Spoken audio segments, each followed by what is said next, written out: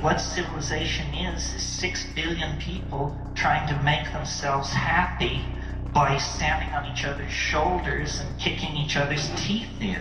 It's not a pleasant situation. And yet, you can stand back and look at this planet and see that we have the money, the power, the medical understanding, the scientific know-how, the love, and the community to produce the kind of human paradise. But we are led by the least among us, the least intelligent, the least noble, the least visionary. We are led by the least among us, and we do not fight back against the dehumanizing values that are handed down as control icons. This is something, I mean, I don't really want to get off on this tear because it's a lecture in itself, but culture is not your friend.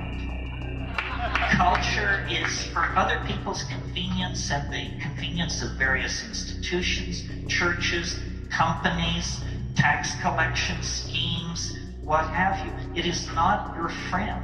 It insults you. It disempowers you. It uses and abuses you. None of us are well treated by culture. And yet we glorify, the creative potential of the individual, the rights of the individual. We understand the felt presence of experience is what is most important, but the culture is a perversion. It fetishizes objects, creates consumer mania. It preaches endless forms of false happiness, endless forms of false understanding in the form of swirly religions and silly cults. It invites people to diminish themselves and dehumanize themselves by behaving like machines. R.I.P. Terrence McKenna. Dropping truth bombs, as always. He's the GOAT. Yeah, man. He was something, that's for sure. And that was all before culture is what it is now too, Culture has completely transformed from before the advent of smartphones and what the internet is now into what it is now. It's a different monster, it's a different machine, and it's making us into different machines, like he said. It's kind of it's a little scary, it's a little like, if you don't check yourself, like I say, or like Ice Cube said, if you don't check yourself, you're gonna wreck yourself, man. It's You forgot who said that originally? Yeah, it wasn't me. It was like I like to say, like Ice Cube said. Like Ice Cube actually said. Yeah. I'm not Ice Cube. Man. No. But you just channeled him, which was very nice. Yeah, shout out Ice Cube as well. Yeah, no doubt. Yeah, it's interesting. And I don't disagree with anything he said in that video, but I do think that when we, again, go through the process that we're trying to go through, that, discovering yourself, learning about these things, realizing what culture is, ideas, beliefs, and how you can pick and choose your beliefs, then culture becomes, in my opinion, potentially a tool of liberation. And I think instead of like, fuck culture, I'm going to be without a culture, then that creates a culture. You can't escape culture, basically. You can't escape having a story. And your story is largely informed by culture, right? Subconsciously. Yeah. So I think for me, it's like, there's no option of having no story. There's no option of having no culture. So the obvious choice is make culture your own. Create your own story. Make your own story and pick and choose, but don't let anything in there that you haven't vetted yourself.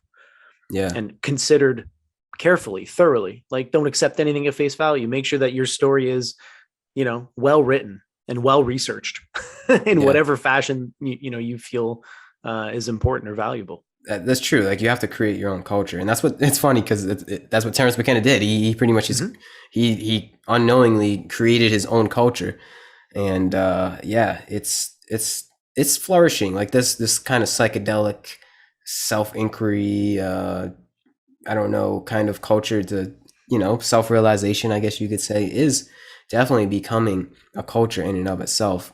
But I fear it biting itself in the ass. You know what I mean? I fear that people will become too latched onto that and trying to be cool and get clout off of that. I mean, it's not really about that either. It's another trap. Like, I feel what I'm trying to say is I fear spirituality becoming another trap, which it is. Well, only if it becomes calcified in the form of an ideology or rigid yes or no system, right? I mean, as long as it stays alive and it is allowed to flow freely, as it's doing right now with people like us, then there's no chance of it becoming a problem because no one can take hold of it. It's water. You know what I mean? Yeah. You can't you can't control it. And as soon as an institution tries to turn it into something like a religion or a cult, then that part of the truth dies, becomes calcified. It's no longer a Hmm. living truth. It becomes this rigid ideology, and it's like this is the way it is. And it's like the whole point of this thing is the truth is ever evolving. It's a living truth. It's Yeah. not an idea, a concept, an image that you can conceptualize. It's this moment right now Yeah. Exactly. in totality. The entire universe at this moment right now is the truth, and it's constantly changing. So how could you ever capture it in a fucking book or this is the truth? It's like, well, the only thing you can do with the truth is experience it for yourself and try to Yeah. live in alignment with it as much as possible. That's Yeah. it. Exactly. Exactly, man. And all these books just teach us how to get in alignment with it, right? So use the books, use the methods, use the ideologies to get there, and then drop it and just be there, I Yeah. think is kind of the goal. Yeah. Don't get hung up too much on models. Yeah, use them, but don't think that they're the absolute and end all be all because they're models. How could a model is a representation of something? It's never as good as the real thing. You know what I mean? Yeah. Exactly. What happened to our Yeah. guest, brother? Yeah. I don't know. They popped in and then I guess they got a little scared or something. They're like, nope. Yeah. It's all good. Wow. Damn. Yeah. I don't even know where to go from here, man. Wherever you want, brother. The universe is wide open. Yeah. Just don't cling on. Like don't cling on to anything. I try to keep that. I read tons of books and I watch plenty of videos like that too. And it's like I keep going back and going back, and it says the same exact stuff. It's telling me the same thing over and over again. It's like when am I just gonna just stop? When am I just gonna stop trying to, like, I don't know. It's like I have to continually remind myself like, oh yes, I am everything and all is one and blah blah blah blah blah. It's just like when am I just going to be able to not do that anymore? When don't I need the reminder anymore? I don't know. That's a great question, man. I don't know. I think when you no longer have this human body, you won't need the reminder anymore. Yeah, I think just, yeah, being here in this prison of a human body is just a continual. It's a continual grasping mechanism. You just, maybe this, maybe that, maybe it's this, maybe he's got the answer. Yeah, I think that's okay though, as long as I'm cool with that and I don't latch on to anything like that. That's just part of the process, I guess. Yeah, well, and I think there are certain things, like you said, that you keep coming back to, and whether or not those things are objectively universal truths or not, they're universal truths for you, and so you should definitely uh, keep them at the forefront of your mind. You should seek to align yourself with those principles. You should try to live those truths in your day to day life as much as possible, but until they become no longer true to you. You know what I mean? Mm, Um, because yeah, if you keep returning to them and you find them everywhere, like there's certain things for me that are universal, that I keep coming back to that are hallmarks of my life and of my philosophy. Um, and those things are good for me. But if ever at any point I discover that one of them isn't a true thing anymore or it doesn't help me anymore, I will discard it without hesitation. You know what I mean? yeah, yeah. Um, so yeah, it's kind of a dance. It's the dance. It's the dance of life. Yeah. Like when I started on this path, I was way more into the sort of mental aspects of it, the cognitive behavioral therapy, stoic philosophy, mastering the mind, and all this stuff. Hmm. And then in the last few years, I've been more and more moving towards the path of the heart Yeah, and finding that the mind just leads to that. It's you can use the mind as scaffolding to go deeper or higher into yourself. And then what's beyond the mind is the heart. And yeah, so who knows what's beyond the heart? I don't know, man. I'd like to think that there's still lots of mystery out there. I have no idea, but it changes is all I'm trying to say. It's not like I've got this monolithic, this is the truth. It's like changes all the time. I think the heart is, if there is an endpoint, it is acting out of the heart. Like if there is something that we try to attain. It's to be able to continually act out of the heart and act out of love.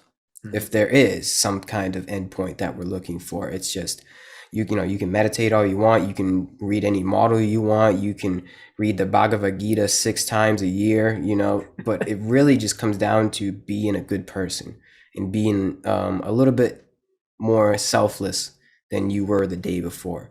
And I think that's, putting it simply, I think that's the goal. If there is some kind of goal, it's that, just be a good person, man. Yeah, for sure.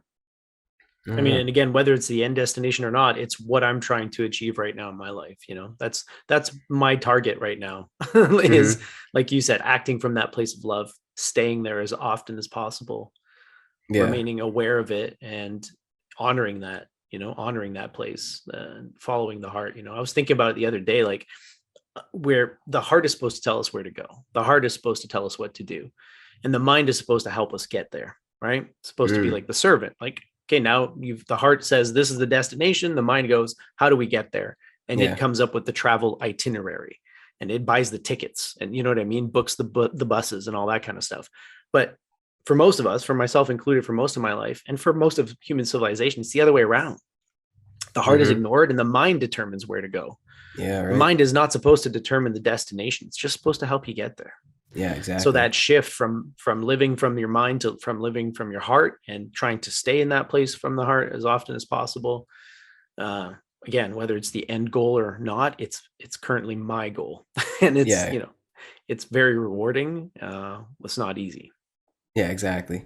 And it's not the end goal. It's like you get to that realization of acting in the heart, and then that's when the journey starts. That's actually, that's the end, but then it's also a new beginning of like, oh, now I have to act in this manner as much as I can. And there's not, I can't leave that. Like there's nothing that will be able to tell me not to act out of the heart, because I know that's kind of what we're here for. Like there's something in me that says you have to be the best version of yourself to enable others to be the best version of themselves. You know, you have to act the best way. You have to love yourself and love others as well. And the best way that I can love others is I love myself. You know, it goes back and forth. And that's the whole game. Like that's the trajectory that I guess that we're both on. You know, it's the journey of the heart. That's my first book, The Journey of the Heart. Nice, man. I like it. Have you already written it? No, I was just joking. I just made that up. Okay. That's good though, right? You should write it. Yeah, I like that. Yeah, it's beautiful. Yeah, man, couldn't have said it better myself. Completely agree. Yeah. It's so like one of the qualities I think that, or one of the ways that you can tell if you're living from the heart or not, and this is in like Taoism and the Bhagavad Gita and a lot of other places, is the quality of impartiality, right? Like the Tao treats people like straw dogs, like doesn't care about this person more than that person, you know, treats a good person and a bad person the exact same. So I think like in some ways living from the heart allows you to transcend duality more, removes you from the us versus them kind of narrative, because you're supposed to love your friends and your enemies. Yeah. So if you love your enemies, they're no longer your enemies. And so you're no longer part of this oppositional, paradigm that the entire world is gripped in right now. Yeah. It takes you out of that, because now you can love your enemy, which means you're not in opposition to them. Kind of going back to what we were saying earlier about how you can see where they're coming from and you can empathize with them, even if you disagree with them, even if you have to resist whatever they're trying to do and oppose them. You do it from a place of love. So it's no longer the same type of opposition. You know what I mean? Yeah. Yeah. That's the only way that you can make them not your enemy, I guess, is to love them, make them your friend. That's how you can conquer them, right? Because I mean, you might conquer your enemy, quote unquote, on the battlefield, but then there's just going to be another enemy, right? It perpetuates the cycle. And that's why, like, whatever happens now with the world and this the shift that we need to go through, it has to be a revolution of love. It can't be violent. Because if we take power through violence, we're going to perpetuate violence. And what we're trying to do is end that cycle, which has been with us for 10,000, maybe longer years, right? Yeah, right. Constant warfare, conquering, making a kingdom. Your kingdom gets conquered, becomes an empire. Like, it's just been the same fucking thing. Same drama, baby. Same play, different actors. That's what Marcus Aurelius says. And it's fucking true. If you look at history, there's been no radical change in our consciousness for 10,000 years. Now is the time. Yeah. Now is Damn. the time. You have to break the cycle.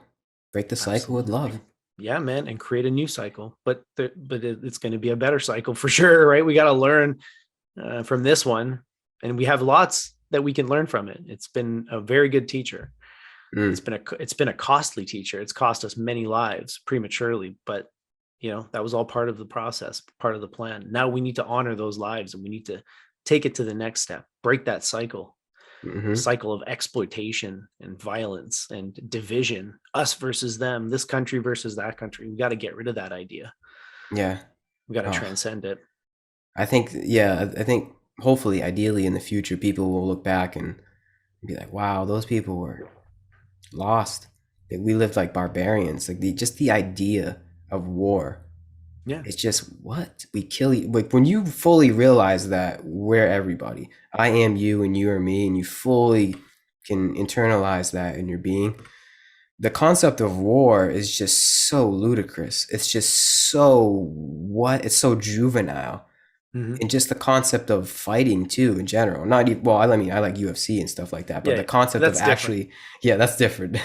That's actually like kind of loving, that's kind of like, There's a lot of love and honor and respect in that sport. I mean, not yeah, always, but a lot of the time it's like they're very respectful and kind, because it's not about animosity. It's not about hatred. It's exactly. about Yeah. competition and exercising your innate aggression and, energy, right? Like it's Yeah. just the way we're built, and it's good to have outlets. That's something we Hmm. talked about on the channel or on the Discord, right? Like it's part of who we are. We have that aggressive energy. It's part of our physiological makeup.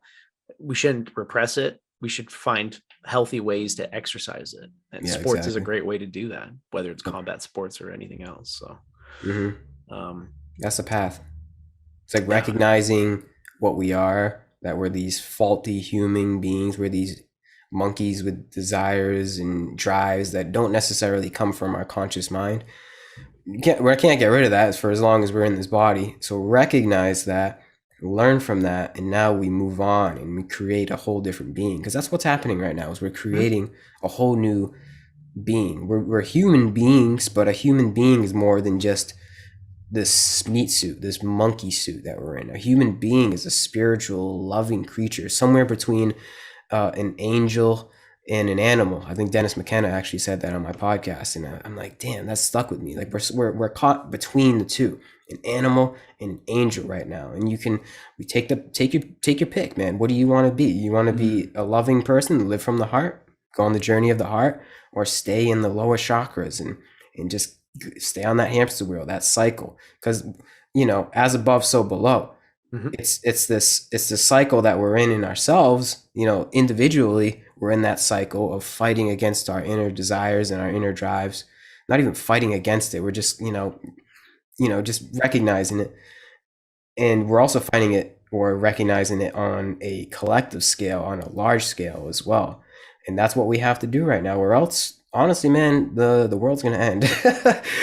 There's no alternative at this point. We have to recognize the faults in our being and move on, and then create a new being so it doesn't happen again. And that's getting back to what Han said. It's the idea of karma. We're reaping our collective karma right now, and karma is all about lessons. And we have to learn our lesson so we don't build more collective karma for ourselves and ultimately destroy Mother Earth. Yeah, man. I think it's Yeah. possible, though. I 100% believe it, man. 100% believe it. I know it's possible, and it's going to happen. Mm-hmm. It's going to happen. You ever think about the time we're alive? I was thinking about this last night. Like the All the time, time. yeah, like what we're it's so crazy. Like you can't even write a movie script about what's happening right now. Like it may seem very menial, like as you just at work in the office and not really thinking about the situation. You're just trying to get through the day, get home, and eat some food, go on Netflix. But when you really can take in the whole human situation of what's going on in this current moment collectively, it's insane. We are at the brink of planetary crisis, and we've come so far. We have the internet. We're starting to realize what we truly are. Like right now, it's like this is a pivotal moment. It's like you wake up and you realize truly what you are, monkeys. You truly realize what you are deep down, or it's not going to be so good for you. It's like we don't have time anymore. You know, Mhm. it seems like this is the what's the word I'm looking for? This is the climax in the movie. Like this is where shit gets really good. You know, like this is the peak Yep. right now, and it's all up to us to make sure we don't go downhill and we just keep the movie going and go into places that we can't even imagine. You know, it's a really crazy time to be alive, man. We have this like the invention of the metaverse now and cryptocurrency, and just the fact that we're able to do this through space and time.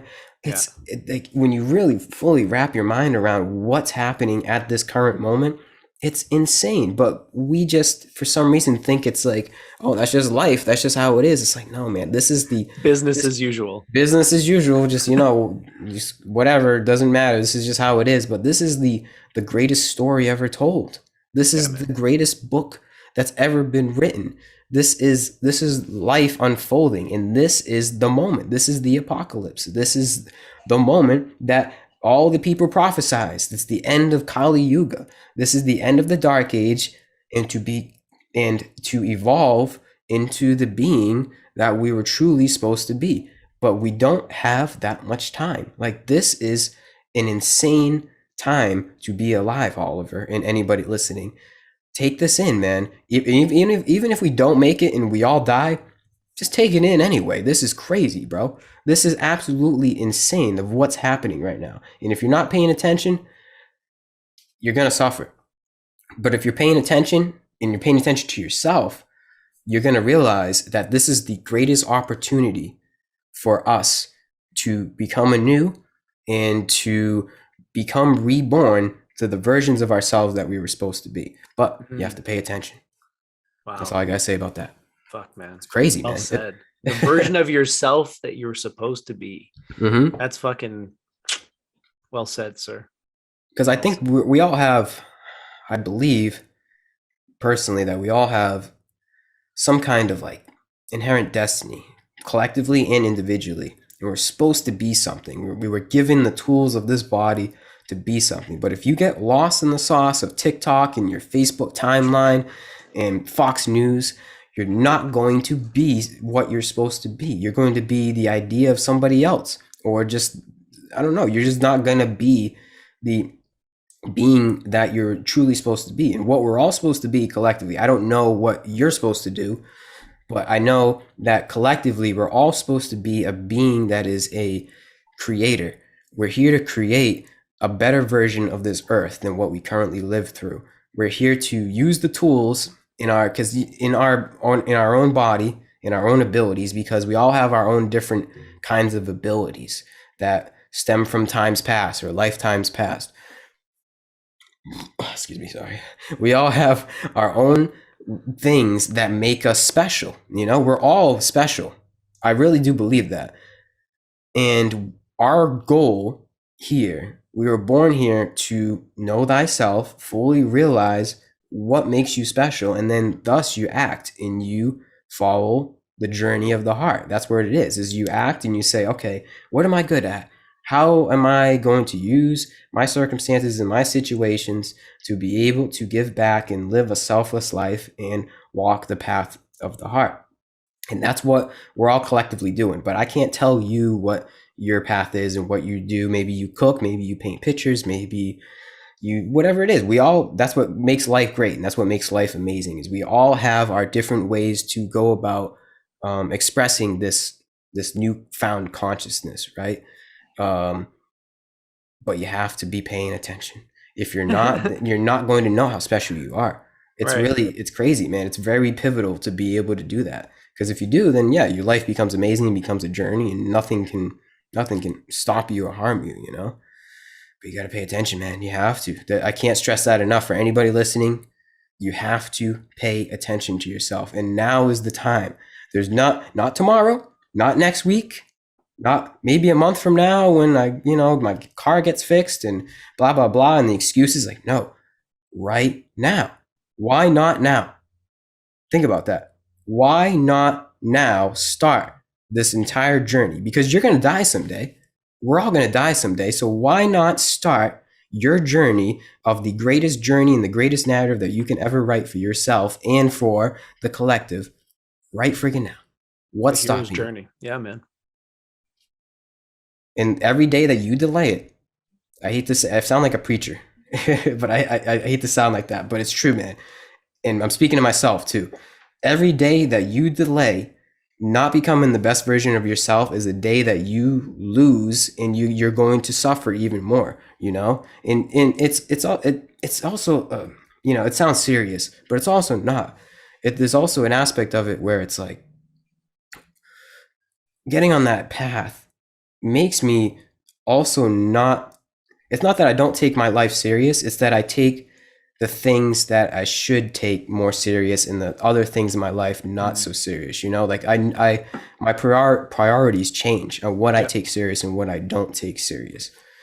And yeah, you realize how much of a clown world we live in, and what the things that people take serious. It's like, dude, they use like why do people care? I'm going off on a rant here, man.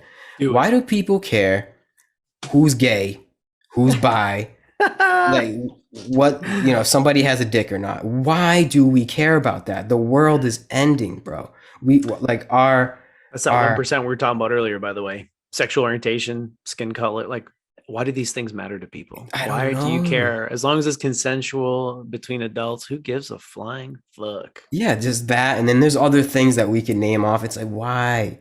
Like the drama of sports and TV shows and celebrity culture and TikTok. It's like, man, that's you're just so lost. And that's getting back to culture is not your friend. If you get sucked into that and think that's the paradigm of the world and that's how you should live your life, which is how many people are being conditioned into right now, you're gonna suffer, bro. I hate to say it, but you're gonna suffer if that's how you think life is. And I'm not saying you can't entertain that stuff. Like, I still go on YouTube and I still, you know, occasionally look at stuff like that, but I don't attach myself to say that's how the world is, and I don't get sucked into you know, endless scrolling and dance videos and stuff like that. I just recognize and move on. I'm like, okay, that's the world.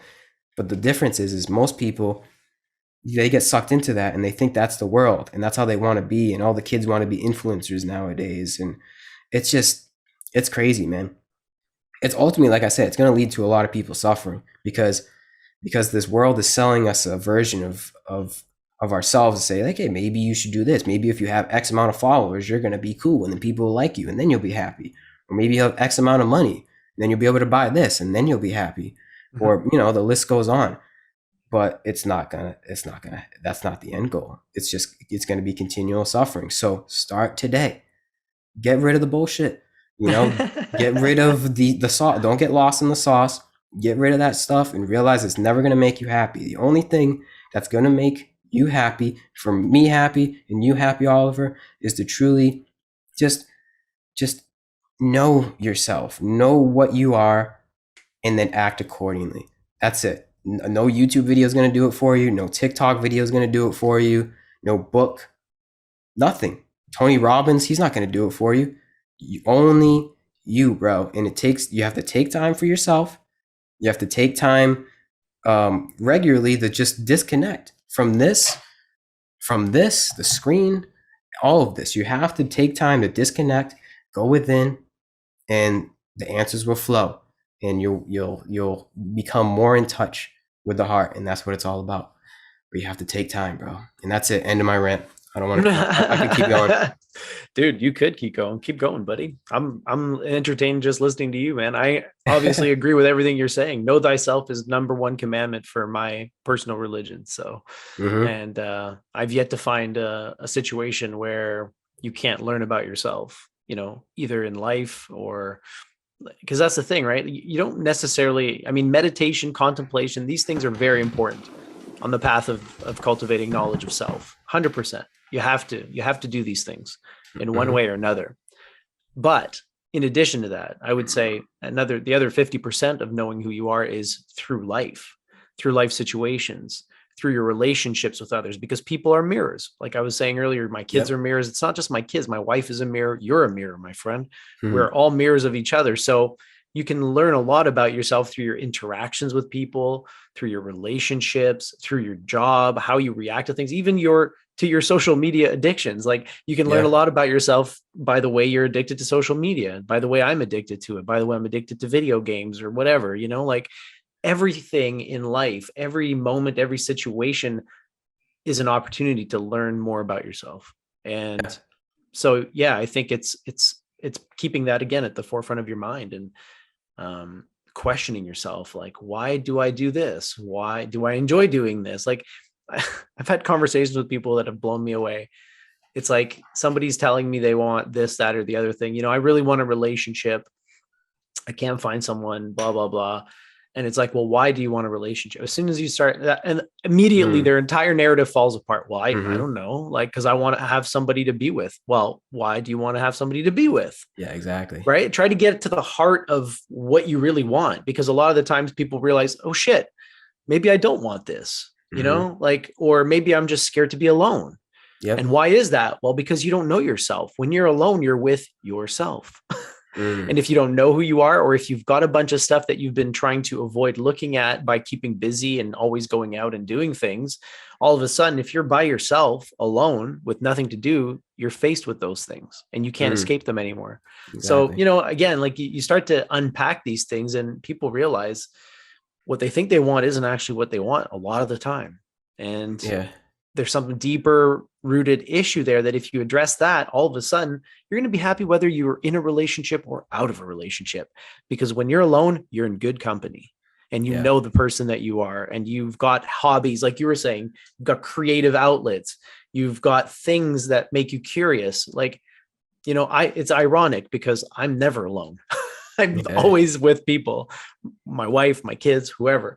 So I never have solitary time, but I love alone time, because it's like I got about 100 books back here that I want to read that I haven't had a chance to read. I've got novels I want to write.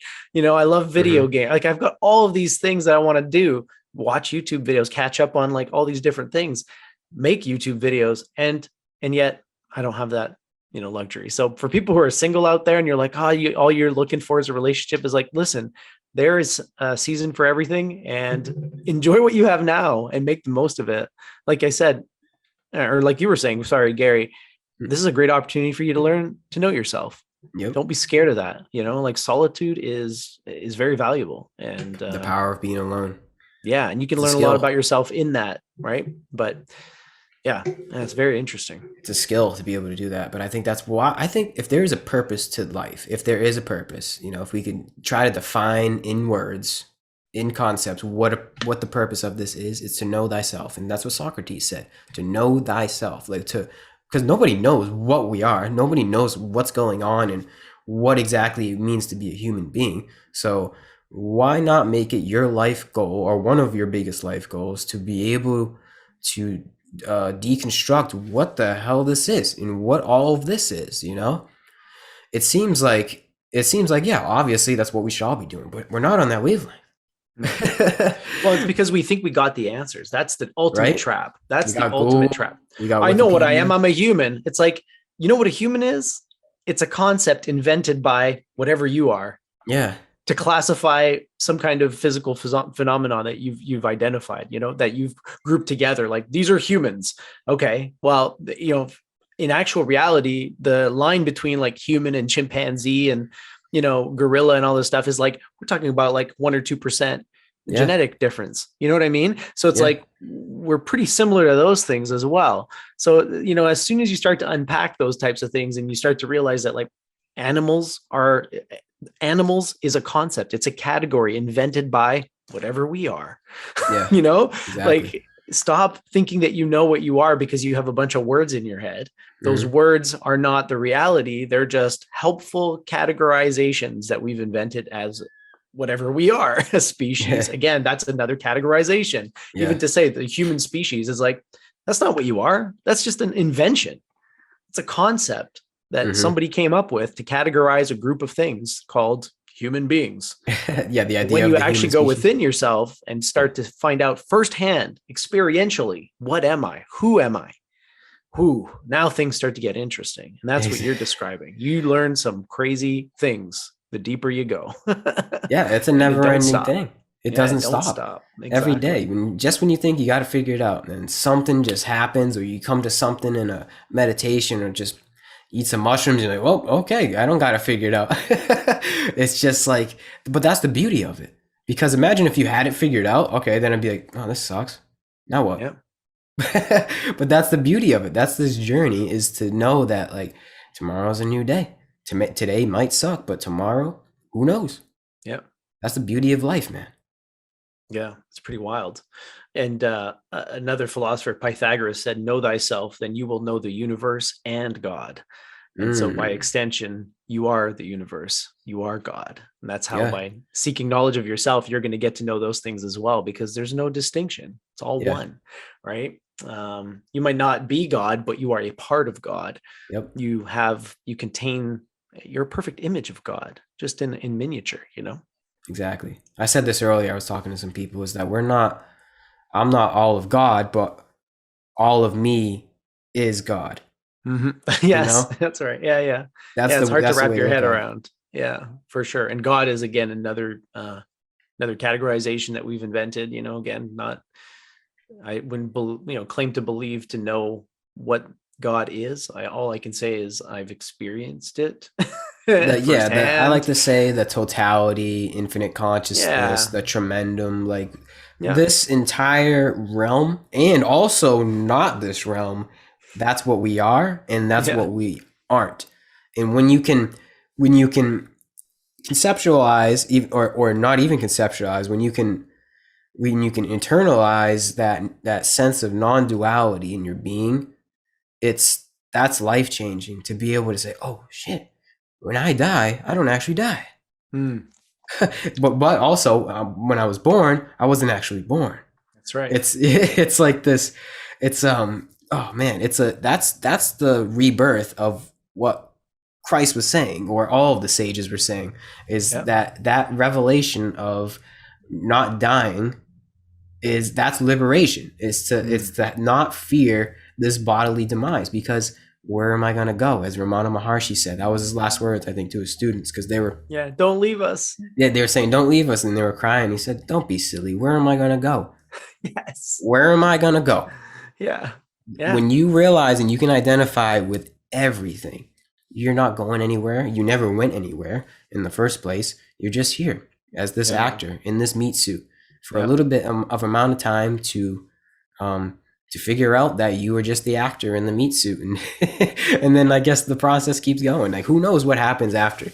I don't know, but all Yeah, I man. do know is that it never ends, bro. We just keep going, and we continually evolve, and maybe we'll be having this conversation with each other again in the future on a different planet, looking different. And I don't Mm-hmm. know, like, Yeah, I don't know. that's a good that's a good rabbit hole to go down. But first, I wanted to say, you're paraphrasing Krishna in the Gita. He says, "That which was never born can never die," and Yeah, that's the Atman, and that's what you truly, essentially are, right? He says, wind can't dry it, blades can't cut it. When you look for it, it can't be found. But that's what you are. And yeah, that's kind of a cool thought experiment that I've done with myself. I don't know if maybe I was just really high when I did it and it had a profound effect on me, but it was like, I think we've actually talked about this before, but just quickly say, like, I tried to think back to, like, my first memories, right? And it's like, okay, so, like, 4 or 5 years old or whatever. And it's like, okay, but I was alive before that, right? But I don't remember. So it's almost like awareness just kind of started at some point, yeah, but if you weren't there at the beginning, you were there at the beginning, but you don't remember it. So it's like, the awareness was happening back then, and it was probably happening when you were in the womb, but you don't remember it. But you know what I mean? So, like, awareness was always there, yeah, and you don't remember a time at all in your life when you weren't this awareness. So it's like that awareness is going to continue after death, just like it was there before birth. yeah, Like, you know what I mean? Like, yeah. it doesn't have a beginning, is what I'm trying to say. And therefore, well, it's not going to have an end. If it has no beginning, it's just endless. It's infinite, right? Damn, it's infinite, I, bro. that's how I justify it, anyways. But what I was going to say is this question of, like, us doing this again.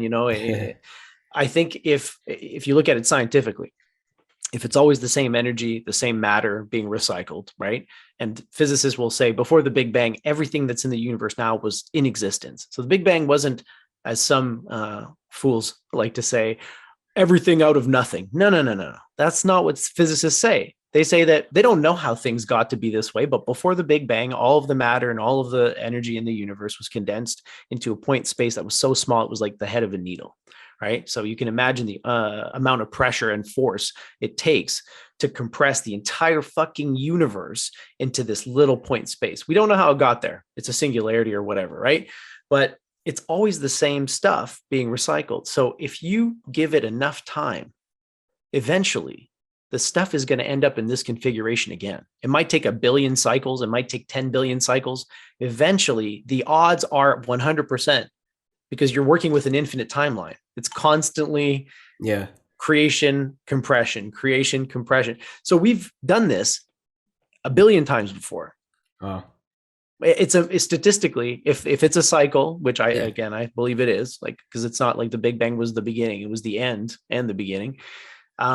Then we've 100% done this before. We've 100% lived these lives before. Statistically, it's impossible we haven't, because it's the same stuff just constantly being reconfigured. Eventually, you're going to hit on the same combination, given enough time. Mm-hmm. Yeah, to truly fathom that, that's pretty powerful.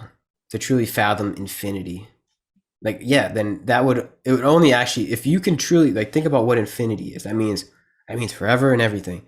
If you can, then obviously, we're going to do this again. We've already done it. We've already done it. And this is just continually playing. And the listener has already listened to this again. And it just happens all the time. And even if it takes 10 billion universes, like for 10 billion times, if there's a Big Bang, we don't exist. The entire universe, we never come to be, right? And then there's a big crunch. And then another Big Bang. 10 billion times, we don't exist. But on the 10 billionth time we come back, to us, we're not around for the 10 billion times, or we're not around as us. So it's like, it's not like you're waiting around for the next go. It's like, no, every time it happens, it feels fresh and new, but it's happened an infinite number of times before, you know? And that's the ride, man. But that's only if the universe is a cycle. And I have no evidence of that. And I'm not a physicist. I just think there's nothing in the universe, nothing that we've ever observed that isn't cyclical on Earth and out in space. So to me, it's like, and then also physicists will admit that the Big Bang wasn't the creation of matter out of nothingness. It was just an event that took place that blew up and expanded the universe. And so, there was stuff before that. How did it get there? It's kind of like an infinite regress, right? When people say like, God made the universe, but no one made God. Well, people have a problem with that. It doesn't make sense, right? So it's like, you just take that out of the equation. You say God is infinite and eternal and always making and unmaking the universe constantly. Just building it up, taking it apart, building it up, taking it apart, building it. You know what I mean? Like to me, that's the most elegant model that I can think of. And it explains why there was stuff before the Big Bang, because it was just a leftover from this previous time. Yep. Damn. I don't know. Stoner going thoughts. To the depths. Yeah. Going to the depths today. Why not? So where does love come into that cycle? Well, I feel like it's the driving force of the whole cycle, right? Why make and unmake? I think so we can love.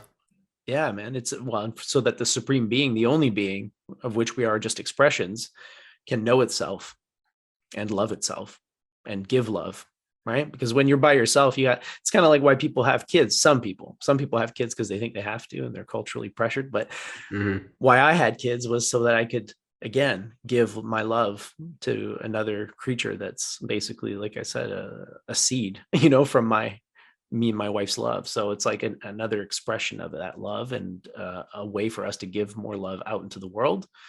But, as the supreme being, you kind of have to seed yourself and, play around and do some stuff in order to exercise that love, in order to move it around.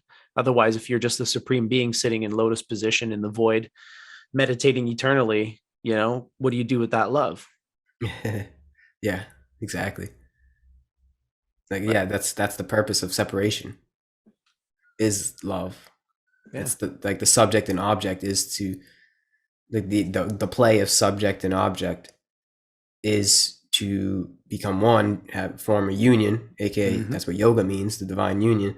Yep. And that's what love is. It's to create love. That's like the next evolution in this cyclic universe. It seems like the reason or the purpose is because of love. Like that's the end point. Didn't we already touch upon that? I think we I already think talked so. about that's the end point. It's like it's love, dude. There's no other, like, you can come up with all the concepts and the cyclic nature and the Big Bang.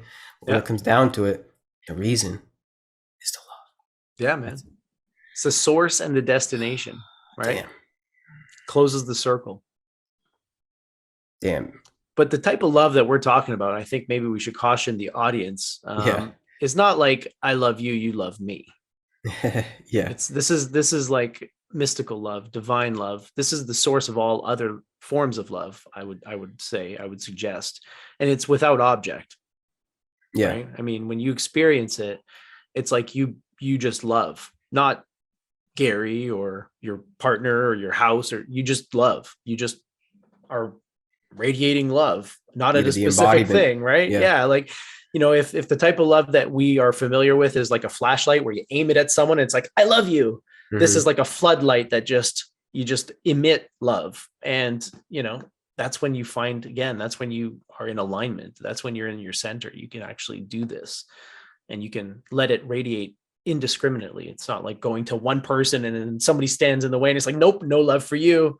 Yeah. Turn the flashlight off. Mm-hmm. This is just a all-consuming love. And yeah, man, that's what we're here. That's what we're here to become. Yeah. And to live in that state as much as possible. It's and again, the whole world is conspiring and working against you in that, trying to prevent you from trying to make it as hard as possible for you to stay in that space. That's the game. You have to work. Yeah, absolutely, man. It's the game. It's the current game. And maybe we'll change it and we'll have a game next where we can actually give love and be love and still function as a society, Yeah, right.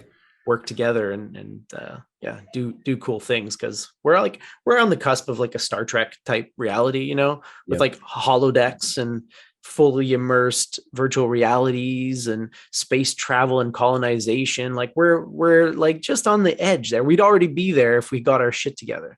But with a world with no money, where everybody's got the basics, and if you want, you can strive to build more and achieve more and be an inventor or be a business person. But if you don't want to, you just want to paint and write, study philosophy, you've got a safety net in place, like that kind of utopian world. Like I feel like we're right on the edge there. Yeah, like, this is the fork in the road for us. Mm-hmm. And we're not gonna be able to experience it, dude. We're just creating it.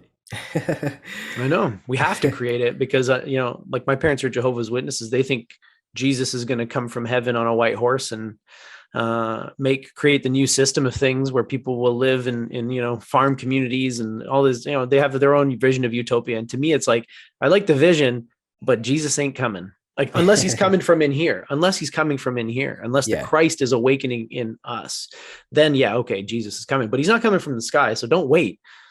Don't wait.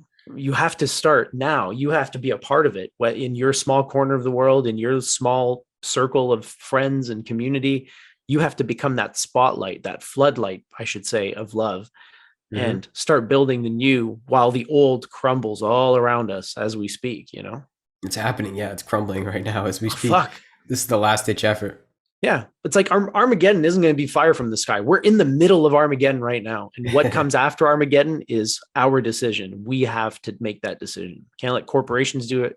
Can't let governments and politicians do it. Each individual human being has to make that choice. Yep.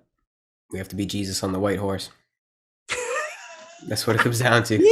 Yeehaw! Cowboy Jesus. Yeah, slinging lightning bolts like Zeus. It's a nice image, though. It's got a nice meshing of different cultures and religions there, and like Jesus becoming like Zeus on a white horse, slinging lightning bolts. But that has to have. To me, that's a purely metaphorical image of Armageddon. I do believe we are in the middle of Armageddon right now. It's not fire from the sky, but its entire country's burning every summer when there's raging forest fires. It's going to be the flooding of all the coastal cities. Possible civil war and unrest in places where we thought we were way beyond that kind of shit. Yeah, it's coming. It's happening as we speak. Some of it, and there's just going to keep getting worse. Where what you said earlier to me, Gary, it kind of made me think of like an exponential growth curve. We're riding the exponential growth wave of change, technological change, cultural upheaval, and we're going to hit a singularity point pretty soon where it's going to flatten out and become a new normal. And what that new normal is what's being decided right now by every single human being on this fucking planet. And man, is it amazing and awesome to consider that. It really is. Right? This is the transition right now. That's And why it's things all in might our feel a hands. little weird. Yeah. A little weird? Fuck. Woo! Like you said, man, if they made a movie about this, people would be like, that's crazy. It's happening right now, right under our noses. And people are just, well, they're waking up, but a lot of people are going to try to stay asleep at the wheel as long as possible. And it's going to get dicey. It's gonna get real dicey. That's for sure. But if you're paying attention and you're already on the path, then I think you're all right. You know, if you're already attuned and you're already centered in your own being, I don't think you got much more to worry about. You don't have anything to worry about, actually. No, nothing to worry about. But if you want to get to work, what's Ruben's channel's name? Help find the others. Help find the others. Find the others. Reach out. Find the others. We're here. About. Community. Yeah, absolutely. We have to start building new communities. We have to envision new ways of living together and being not only with each other but with the land. How we source our food. All of this stuff we have to revisit, and we have to do it again together. We can't depend on supply chains. We can't depend on big agribusiness or any of that stuff. We have to build the new because the old is falling apart. It's that simple. Yep. Our duty is to build heaven on earth. That's what we're here for. Yeah. And it's, I mean, heaven won't be perfect, but it's going to be, again, as long as we are learning and have learned our lessons from this endless cycle of exploitation and war and greed and being led by the least among us, as Terrence McKenna said in the earlier video, as long as we've learned those lessons, the new is going to be infinitely better, not perfect, but infinitely better than what we're currently going through. People are going to live meaningful, fulfilled lives for the most part. Yep, I believe it. Because there's It's something doable. in me. Yeah, it's definitely doable, 100%. Because there's something in me that says it's doable. Like there's something inkling in me that just like, this isn't right. The way we're living just doesn't seem, aligned with that heaven on earth idea. Like there's just something off, but I know what on would be. Well, I can't really visualize it, but I know that something's off and I know how we can turn it on. And that's the journey of the heart. I think other people can attest to that too. Like there's something just not right. So if there's something not right, that means there's something in you that's saying what is right. Yeah, you have that's the compass I was talking about earlier. The thing that guides you, the thing that tells you what the heart, it tells you. The mind might tell you all these other things, but if the heart is out of alignment and the heart wants something different, there's going to be problems. There's going to be mental health issues. There's going to be you're going to be one of those people who thinks, why does this always happen to me? Why do I always attract the bad person? Why do I always X, Y, or Z? And it's because your heart is trying to guide you to where you need to be, and you're resisting it and telling yourself that where you need to be is over here. And so nothing is going to go well. Nothing is going to go smoothly. Even if you're financially, successful or whatever, there's all these artists, these actors that commit suicide. They're millionaires. They have everything, fame, people love them, and they fucking off themselves. That should tell you everything you need to know, about that. I mean, it's not where fulfillment is tapped. Exactly. But, dude. But it's great to have it. And it's great to have the bare minimum, right? Yeah. To hack it. Yeah, exactly.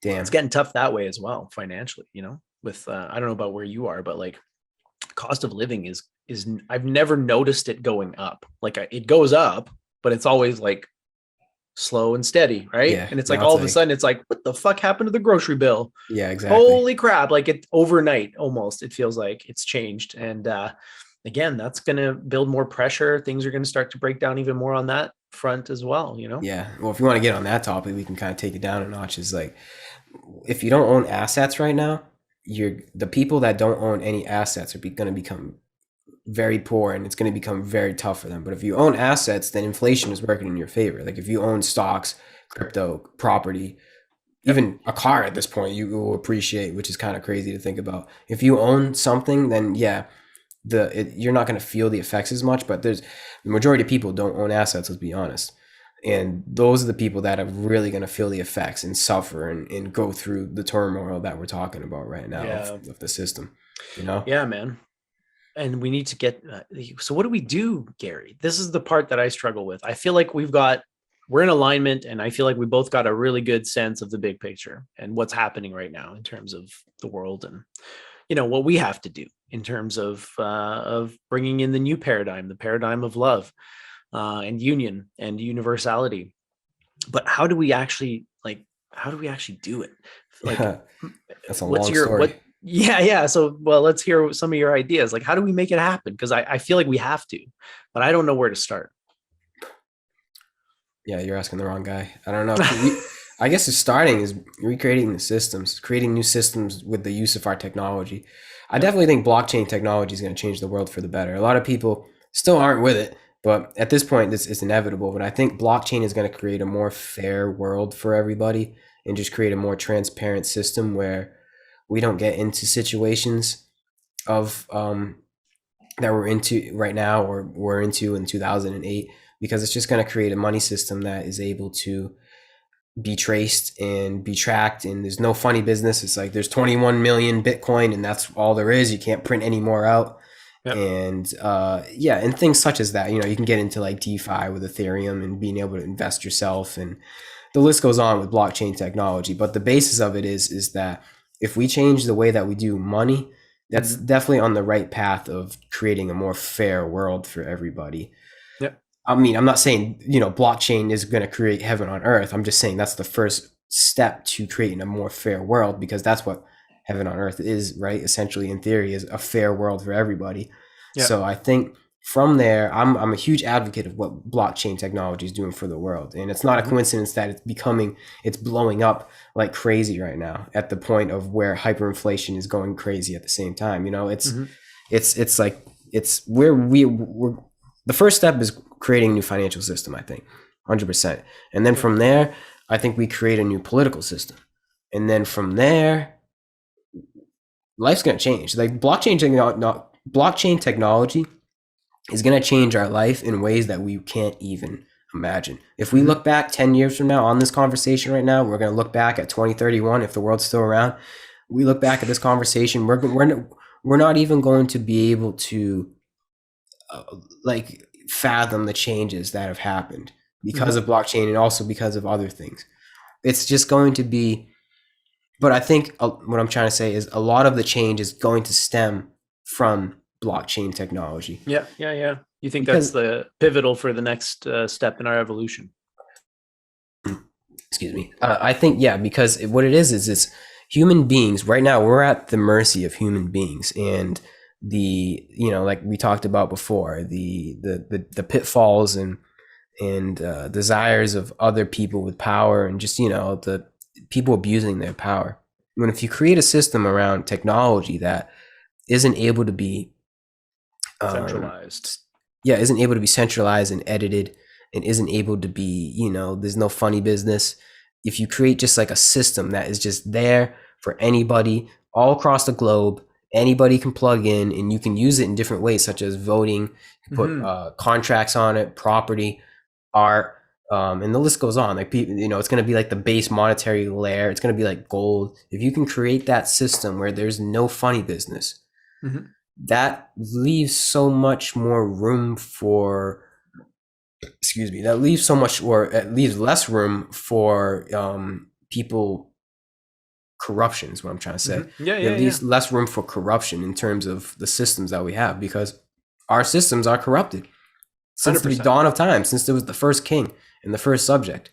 And money is definitely the corrupting factor. Like, for example, nowadays a lot of people are talking about the science. The science says this is safe and effective. The science, and it cracks me up to hear that, because it's like the science doesn't say anything, it says nothing. The science doesn't exist. There's a scientific method used by human beings to ascertain or to understand certain underlying mechanisms in nature. And using that information, we can create technology with it, which is pretty amazing. It's godlike, in fact. We're the only species on the planet in the solar system for sure that can do this. We can literally gain an understanding of how nature works and then leverage that understanding to transcend the laws of nature. Like, I wasn't born with wings, but I can fly, motherfucker, because I understand aerodynamics. How? Yeah. By following the scientific method, the method of science. So science doesn't say anything, right? But so what I'm getting at here, and the point that I'm trying to make, is that when you have people following or using the scientific method who are being paid by a company whose financial success depends on certain results to that coming out of that method, like certain conclusions are drawn, like it's safe and effective, then the scientists are no longer objective and the scientific method becomes corrupted. Again, it's the profit motive. It's the money. The money corrupts the process, whether it's democracy, which in theory is a great idea, whether it's communism, which in theory is a great idea, right? Decentralized. There's no central authority in communism. Again, idealistically, it's never happened in reality, but that's what the idea of communism is. So there, you know what I mean? As soon as you introduce money, it corrupts it. And that's why we have unbridled capitalism. That's why our democratic system is not actually democratic at all. That's why healthcare isn't concerned about your health. That's why prison isn't trying to protect society. It's trying to make money by imprisoning people because that's how they make money. So it's no longer about justice. It's about how can I cash in, right? Exactly. So what you're saying is that by changing money and by taking it out of the hands of centralized banks and centralized authorities in general, governments and things of that nature, and putting it in the hands of everyday people, right off the bat, you're taking out a big chunk of the corruption. Exactly, dude.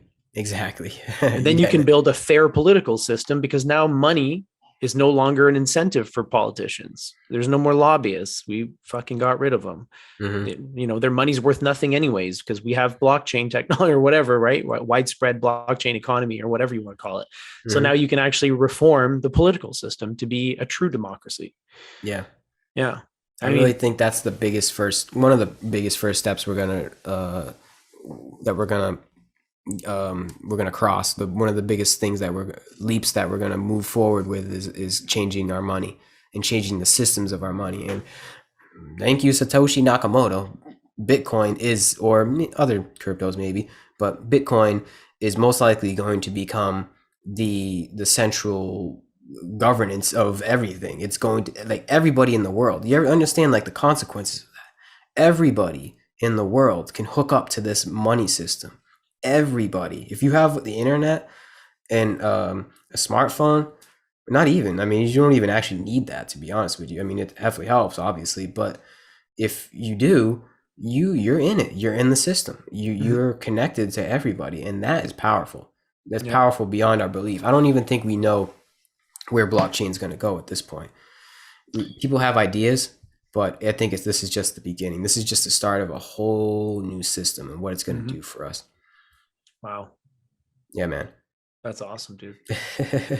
It's just creating a fairer system. That's all it is. It's creating because we're not going to get rid of money and the energy of money anytime soon, because we dug our hole this deep. We got to dig ourselves out of it, I guess. But we're not just going to. It's a medium of exchange. It's very, very convenient, and it makes life so much better and so much easier in so many ways. Yeah, but it's it can't be. It can't be in charge. It's kind of like what we were talking about earlier with the mind and the heart, right? Yeah. The mind can't can't determine the destination. Money can't determine the outcome. It can't be about money. Money is a tool to be used as a medium of exchange, makes our lives convenient, better in a lot of ways. But yeah, it just can't be allowed to become the number one priority for anything.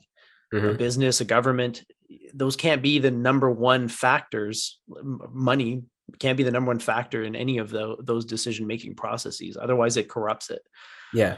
And then when you have money that is corrupted, just on top of that, even deeper. So it's like the money. What's the money worth? Its value fluctuates. It's not stable, right? It can the market can crash. It can change the value of the dollar. Like if I go to visit you, my dollar's worth like 70 cents. Like, can we get again? But this is part of the division and having your country and my country, and this is my dollar and your dollar. And like we have to move past that. We have to get to a global civilization type level at some point, because there's no way that we can solve global problems as individual nations. That's what Bitcoin's doing. Well, it's bringing people together, right? And it's creating more unification. yeah, I think Bitcoin, you just gave me another piece of the puzzle. Cause I'm like, I think, one of the things that I've been really considering and trying to conceptualize is like a new way of living in community, in communities that are self-sustaining, like have their own food supplies, create their own electricity through solar panel, recycled water, but also drives a profit. So you have like almost like a resort type situation going on where there's like people that live there. It's an eco village. You have families that buy into it. They have their own houses and they play their part. But then you also have a business aspect where it's like Airbnb. You've got all these nice little cabins on the river. Then you teach yoga. You do, soap making, whatever. You have a resident artist that does painting lessons. And so you're bringing money in from the outside world, and then you're recycling it and using it inside that enclosed eco village. Yeah. Like I go and buy my food from the neighbor who grows all the food for the community. And it's organic and I know what goes into it. And so what you just gave me is the Bitcoin or the cryptocurrency aspect of it, which is like these villages, these eco villages, because you want to seed them, right? You want more than just one. Obviously, you want to create this model and then you want to go and help people set up their own eco villages where they do the same thing. But part of it could be you create your own cryptocurrency, and anybody from any of these eco villages, you can go visit and stuff. And it's this currency that's used by these eco villages, but then obviously it can also have real life monetary value. It would have some kind of dollar value as well, but it becomes the basic unit of currency for these different eco villages. You know what I mean? Yeah, exactly. And that's what Akon's doing. Akon's creating his own city in Africa. He's making Acoin. That's awesome. That's what we need to do, man. We need to create our own villages, our own like new communities that are completely off the grid, completely self-reliant. You don't need supply chain for anything. You grow your own hemp, make your own everything, right? And you sell and you make money that you trade and all that kind of stuff. But yeah, it's like a blend of the old world and the new world, right? Yeah, right. That's not what the powers that be want, though.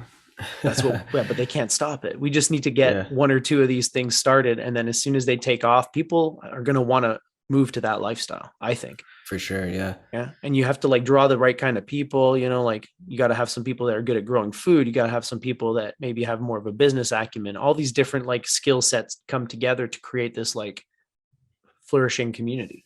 That's the future. I believe it's like the ashram life. It's just smaller communities. I really do believe that's the future of, at least, well, I think there'll be the small communities, but then there'll always be Babylon.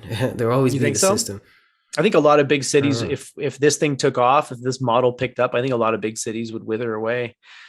And imagine like there's a labor shortage now. Imagine if a bunch of people decided to move out of the big cities and start these eco villages. And instead of pumping money back into the economy, they would just extract it, because now people are coming to stay at your resort. They're coming and they're paying with US dollars. So you're taking money from the mainstream economy, but you're not putting anything back in.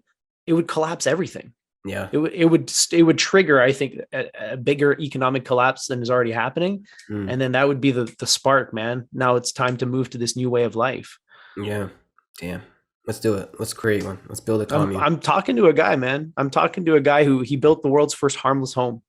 It's completely the BC Hydro over here pays him. He generates his own electricity, and they actually owe him money. He pumps it back into the grid. Oh yeah. Well water, rainwater recycling. He drives 2 Teslas, so he's got a 0 footprint. His house is made out of hemp concrete. Oh my God, it's that's mold awesome. and fire resistant. He's a fucking super interesting cat.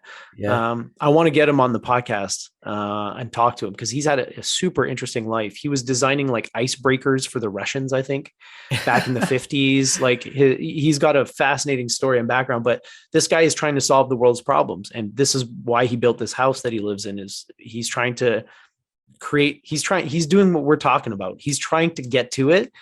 He just doesn't have all the pieces, but he's got, I think, the engineering and the sort of know-how to get it done. So I need to conceptualize this in a way that I can pitch it to him. Yeah. And I think he'll be very receptive to it, because it's in line with what he's talking about. And he's into cryptocurrency as well. So it's like, dude, it all ties in together. It all dovetails, You know him personally? Yes. You should like do a tour of his house and then interview him at his house. You know what I mean? Do a podcast. Oh, fuck yeah. Good idea, brother. Yeah, he'd be totally game for that. And the other thing too is he's like in his 70s, right? But the reason or how I got to know him is through psychedelics. Oh, yeah. Yeah. Bring people together. Yeah, man. And so there's lots of synergy there, lots of topics. But yeah, good suggestion. I think I will do that. I'd watch I'm it. gonna ask him.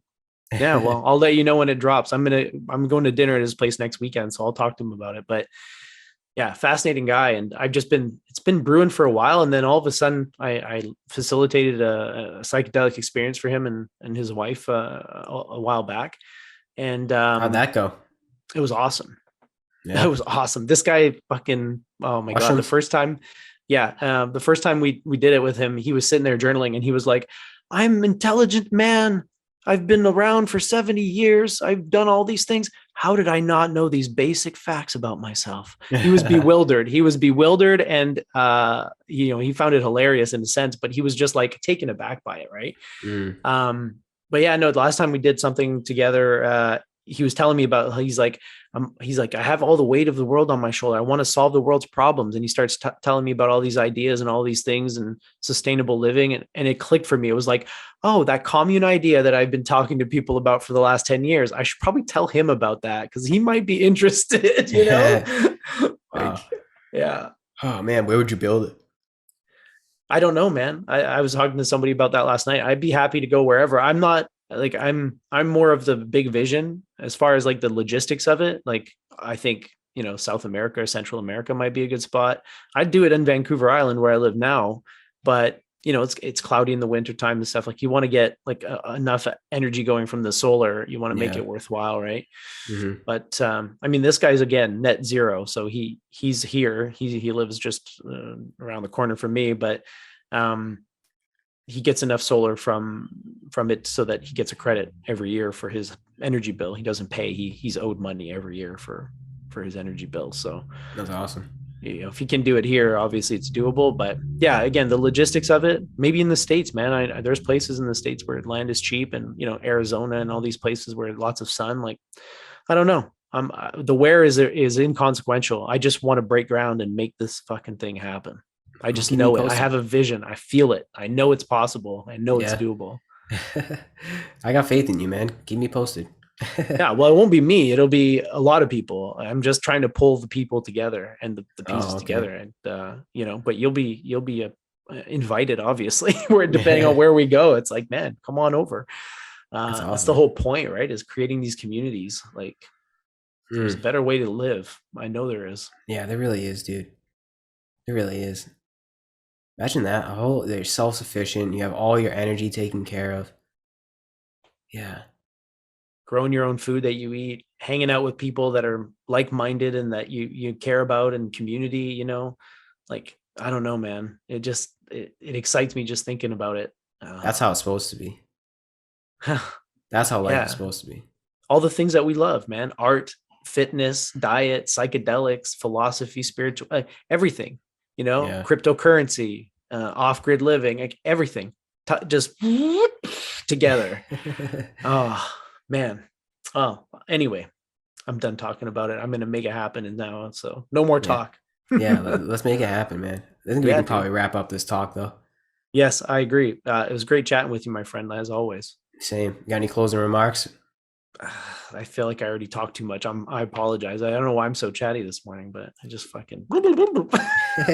Yeah, we said a lot. The journey of the heart. Absolutely, brother. Can't wait to watch this and talk to you soon, my friend. Definitely. Thanks for coming on. Thanks for anybody that listened. And yeah, man, keep doing your thing. Get on the journey of the heart, and it's the only journey that's worth it, in my opinion. Yeah, well, yeah, I would agree. All right, man. Peace out. Cheers.